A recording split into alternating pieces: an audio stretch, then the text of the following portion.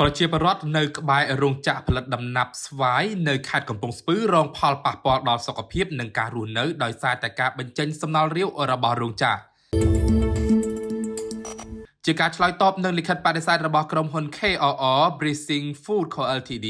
ចុះថ្ងៃទី21ខែកុម្ភៈឆ្នាំ2025និងការលើកឡើងនៅថ្ងៃទី28កុម្ភៈ2025របស់តំណាងក្រុមហ៊ុនរួមមាន1លោកលីសេងខុងជាម្ចាស់ភាគហ៊ុនទី2លោកម៉ៅម៉េងជាម្ចាស់ភាគហ៊ុននិងទី3លោកសៅពិសិដ្ឋជាអគ្គនាយកក្រុមហ៊ុនត្រូវបានបដិសេធថាពុំបានបង្ហូរទឹកកខ្វក់ចូលក្នុងស្ទឹងសែនជ័យនៅក្នុងភូមិសាស្ត្រឃុំយាយម៉ៅសែនជ័យស្រុកភ្នំស្រួយខេត្តកំពង់ស្ពឺក្រុមការងារអធិការកិច្ចនិងពង្រឹងការអនុវត្តច្បាប់នៃក្រសួងបរិស្ថាននៅថ្ងៃទី6ខែមីនាឆ្នាំ2025នឹងបានចុះយកសំណាក់ទឹកនិងចូលរួមជាមួយអ្នកសារព័ត៌មានសម្ភារប្រជាពលរដ្ឋដែលនៅក្បែរទីតាំងរោងចក្រ KRR Breezing Food Co Ltd ប្រជាពលរដ្ឋបានលើកឡើងថាកន្លងមករោងចក្របានបញ្ចេញសំណល់រាវដែលមានជាតិពុលចូលមកក្នុងស្ទឹងធម្មជាតិដែលមានទីតាំងនៅខាងក្រោយរោងចក្រនិងបង្កបញ្ហាពុលទឹកស្ទឹងនិងបង្កផលប៉ះពាល់ដល់ការរស់នៅរបស់ពួកគាត់ដោយសារសំណល់រាវចេញពីការផលិតដំណាប់ស្វាយដែលត្រូវបានបង្ហូរចូលស្ទឹងហើយពេលខ្លះរហូតដល់វេលាពេលយប់ផងលោកស្រីសែនសុផាជាប្រជាពលរដ្ឋភូមិសែនជ័យនៅក្នុងឃុំយាយម៉ៅពេជ្រនិលបានលើកឡើងថាពីមុនមិនទាន់មានរោងចក្រទឹកស្ទឹងសែនជ័យគឺជាប្រភពមួយដ៏សំខាន់នៅក្នុងការប្រើប្រាស់ប្រចាំថ្ងៃនិងយកមកប្រើសម្រាប់ស្រោចស្រពដំណាំបន្លែក្រោយមករោងចក្របានបង្ហូរចូលមកក្នុងស្ទឹងនេះធ្វើឲ្យខូចគុណភាពនិងមានក្លិនមិនល្អប៉ះពាល់ដល់សុខភាពនិងពុំអាចប្រើប្រាស់បានសូម្បីតែសត្វត្រីក៏ក្នុងទឹកក៏ងាប់ដែរសូមស្ដាប់ការលើកឡើងពីមុនមកជាជនភើបកើតបានមួយអីសួរចំណាំសួរអីចឹងតែវាគេដាក់រោងចក្រស្វាយទៅធ្វើអត់កើតយកទឹកនឹងមកសួរចំណាំងាប់ឥឡូវតែត្រីមិនហួសចាអត់ហ៊ានធ្វើប្រាស់ទៅវាធន់ត្រីពុលដែរយើងក្លិនគេបើកពេលវាគេម្លាក់មកចឹងក្លិនធំមកទាំងអត់ចង់បានចឹងចំណែកលោកតាន់តេងរស់នៅក្នុងភូមិ3ឃុំស្រុកជាមួយគ្នាដែលជាអ្នកប្រកបមុខរបរដាំដើមស្វាយបានលើកឡើងស្រដៀងគ្នាថាទឹកស្ទឹងនេះគឺពីមុនលោកប្រើប្រាស់បានទាំងអស់ដល់ការស្រោចស្រពដំណាំនិងសម្រាប់មនុស្សប្រើប្រាស់បានខណៈឥឡូវនេះបន្ទាប់ពីរោងចក្របង្ហូរទឹកកាកសំណល់ពីរោងចក្រចូលមកក្នុងទឹកខាងលើបានធ្វើឲ្យប៉ះពាល់សុខភាពយ៉ាងខ្លាំងនិងមានសភាពប្រែប្រួលធំក្លិននិងប៉ះពាល់សុខភាពនិងអាយុជីវិតជាដើមសូមស្ដាប់ការលើកឡើងនិយាយរួមទឹកពីមុនប្រើបានទាំងអស់ហ្មងប្រើទៅលើស្រោចដំណាំស្រោចអីយើងខែប្រាំងអញ្ចឹងដាំទៅជាប់ហ្នឹងគឺស្រោចទឹកបានទឹកហ្នឹងប្រើតាំងពីគោផឹកតាំងអីទាំងអស់បានទាំងអស់ដល់ពេលឥឡូវហ្នឹងអត់បានទេដោយសារខាងរោងចក្រគាត់ទម្លាក់ទឹកហ្នឹងចុះមកវាសូម្បីតែសัตว์ក៏អត់ហ៊ានផឹកដែរតែហ៊ានផឹកគឺដូចស្រវឹងស្រាអញ្ចឹងងើនិយាយតែអាមន់ទឹកអីហ្នឹងអត់មានទេឥឡូវព្រោះតែពោះក៏អត់មានវាអត់មានផឹកបានវានិយាយទៅវាស្អុយតែហ្មងបើថាពេលថ្ងៃហ្នឹងអត់ទៅស្អុយទេវាស្អុយពេលព្រឹកហើយចិត្តភ្លឺស្អុយខ្លាំងហ្នឹងស្អុយជូរយល់ហ្មងខ្លះឡើងឈឺក្បាលហ្មង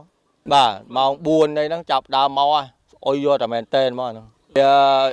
វាភាយអាទឹកនៅរោងចក្រហ្នឹងវាទម្លាក់មកតាមស្ទឹងអញ្ចឹងទៅវាក្លិនរហូតអញ្ចឹងហ្មងក្លិនវាអត់មានទឹកដូរអញ្ចឹងមានតែទឹកហូរមកអញ្ចឹងមកហើយអត់មានត្រីមានអីនៅទេបាទពីមុនយើងរកអីបានហូបឥឡូវអត់ទេគាត់អត់នៅធ្វើនេះទេគឺអត់មានទឹកអញ្ចឹងគាត់ទៅជួលដីខាង3ដល់7អីដាំបន្លែដាំអីទៅជួលនៅនោះមុនស្ទឹងអូគេច្រើនអញ្ចឹងគាត់រត់ទៅនោះហើយមកដុំក្រោមហ្នឹងមុនតែផ្ទះគេដីគេជួលមកហាត់ពីហាត់ដាំបន្លែដាំអីអញ្ចឹងទៅឥឡូវគេរត់អស់ស្រោចបន្លែអត់បានស្រោចផ្លោកយកហ្មងសំបីតែឆ្មៅក៏ងាប់ដែរកុំថាដល់បន្លែដោយឡែកលោកស្រីហុកមេងរស់នៅក្នុងភូមិមាត់ស្ទឹងជាមួយគ្នានោះបានគូបញ្ជាក់ថាកន្លែងនេះមានក្លិនពិបាកទទួលយកពលគឺមាន24ម៉ោងលើ24ម៉ោងដែលជះមកគ្រប់ពេលវេលាហើយពេលខ្លះពិបាកទទួលយកត្រូវជិះម៉ូតូចេញពីផ្ទះដើម្បីទៅរកទីតាំងដែលមានខ្យល់អាកាសល្អមិនមានក្លិនឆ្ងាយពីផ្ទះអ្នកស្រីបានបន្ថែមថាសុខភាពកូនក្មេងមនុស្សចាស់ឈឺជាបន្តបន្ទាប់នៅក្នុងភូមិក្បែរនេះសូមស្ដាប់ការលើកឡើងបើនិយាយយើងក្លិនវា24ម៉ោងលើ24ម៉ោងហ្មងយើងត្រូវហាត់ហ្មងបើវាហប់ខ្យល់បើខ្យល់មកពីខាងនោះយើងរៀងគ្រាន់វាបក់ទៅចេះហើយវាតិចតួចតែបើបក់មកខាងនេះចេះវិញនិយាយពេញហ្មងពេលខ្លះយើងឈឺក្បាលតើបានចេញម៉ូតូចេញទៅនេះឬក៏ចេញទៅនោះអញ្ចឹងណាវាពិបាកទទួលយកវាស្អុយមែនតែនហ្មងស្អុយខ្លាំងហ្មងមិនដឹងថាគេប្រើសារទៀតអីខ្លះអញ្ចឹងណាបើថាបើតែទឹកស្អុយយើងអាចទ្រាំបានអញ្ចឹងណាព្រោះខ្ញុំនៅតំបន់ទន្លេដែរខ្ញុំមិនដឹងណាហើយនេះអត់មិនដឹងដែរអញ្ចឹងណាអញ្ចឹងឲ្យចង់ថា chẳng ao đi ra thả ba nó đó sẽ cho thành nó sai môi chẳng mẹ chưa chốn của nó vi hô đó stung thô mòn chẳng vi pa po từng mong mình tha mình ta lại nhom chẳng á chốn vi pa sen tiết ấy đôi những khang cai đồng cai ấy á tự vi chiệp trầu chẳng á chẳng vi pa po là tiệt ba đấy nè cho thua mà đá vi chiệp mình chiệp khang cổ nơi khang cổ vi mà là cai nhưng cai đồng vi chiệp trầu tiệt chẳng pa cai vi pa po sọc viếp á hay thua mà đá sọc đi mình vậy tư về khai chỗ năm chẳng mua tới đi bả vì ứng tức với các bạn hát lăng mà ដែលពាក់ព័ន្ធទៅនឹងបញ្ហានេះប្រជាពលរដ្ឋជាច្រើនបានសនំពរទៅកាន់រដ្ឋាភិបាលក៏ដូចជាអាជ្ញាធរពាក់ព័ន្ធសូមមេត្តាដោះស្រាយបញ្ហានេះព្រោះថាប្រជាពលរដ្ឋរស់នៅក្នុងតំបន់នេះនិងអ្នករស់នៅជាប់ស្ទឹងសែនជ័យពោលគឺនៅក្រោមប្រឡាយទឹកដែលរោងចក្របានបញ្ចេញសំណល់រាវចូលមកគឺធ្វើឲ្យមានក្លិនស្អុយនិងមិនអាចប្រើប្រាស់បានសូមស្ដាប់ការលើកឡើងរបស់ប្រជាពលរដ្ឋ ខុសគ្នាឥឡូវបើខ្ញុំទិញទឹករហូតឥឡូវហើយពីមុនមកយើងបានបូមពីស្ទឹងពីអីមកប្រើអញ្ចឹងណាហើយឥឡូវវាស្អុយអញ្ចឹងយើងប្រើមិនកើតប្រើអីបើទឹកស្អុយចុះទៅស្អុយជាប់ដៃជាប់ជើងហើយយើងយកមកហូបមិនកើតពីមុនមកយើងបូមពីនឹងមកប្រើ ក្លិនវាបើនិយាយចំទៅស្អុយត្រីអីបើហ្នឹងបហូរតាមបន្លាយតាមអីហ្នឹងងាប់ទៅទាំងអស់ហ្នឹងមាននៅទេត្រីអីបើណាហើយបើនិយាយរឿងក្លិនហ្នឹងឡើយនិយាយអីវាដូចថាចង់ស៊ាំយមកអស់ហើយបងអាហ្នឹងបើនិយាយទៅបើយើងថាក្លិនវាមកអញ្ចឹងជួនកាលយើងវា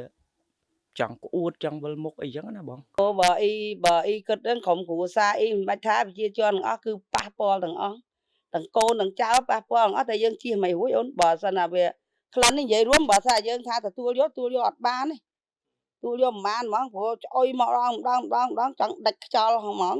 សូមបញ្ជាក់ផងដែរថាក្រុមការងារអធិការកិច្ចនឹងបង្រឹងការអនុវត្តច្បាប់ចុះពិនិត្យករណីបំពុលទឹកស្ទឹងសែនជ័យចំនួន2ករណីរួចមកហើយពិនិត្យក្នុងសំណាក់ទឹកយកចេញពីរោងចក្រនិងទឹកលិចចេញពីរោងចក្រមានសារធាតុ chemical oxygen dimer សម្រាប់វាតម្លៃគុណភាពទឹកពុលឬទឹកល្អលើសពីស្តង់ដារកំណត់ដែលបានបង្ហាញថាទឹកស្ទឹងទទួលបានការបំពុលទឹកនិងបង្កឲ្យមានផលប៉ះពាល់ដល់ជីវៈចម្រុះនៅក្នុងទឹករួមទាំងមិនអាចប្រើប្រាស់បាននៅក្នុងករណី COD កំហាប់វាខ្ពស់ខ្លាំងអាចបង្កឲ្យមានងាប់ត្រីភ្លាមៗ